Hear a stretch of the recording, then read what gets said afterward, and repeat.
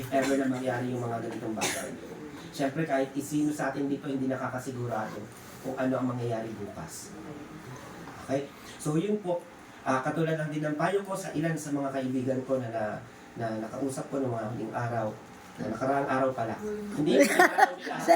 Papaalam ka na talaga, naghihinga no, para may set. Nakaputi pa naman kami lahat, talagang nakaputi. Yung sinasabi, you should always have a backup plan. Walang mangyayari sa atin kapag tayo may pinagdadaanan tapos tayo ay nalulugmok lang, nalulungkot. I'm not invalidating what you are feeling. Kung ano yung nararanasan mo, that's normal. Pero alin yung hindi normal? If you let yourself na parang palagi kang ganyan. Nangyari na, tapos na. Ay, andyan na. Okay, next. What's your next move? What's your next plan? Binigay yan sa atin, kailangan harapin. Hindi dapat takasan.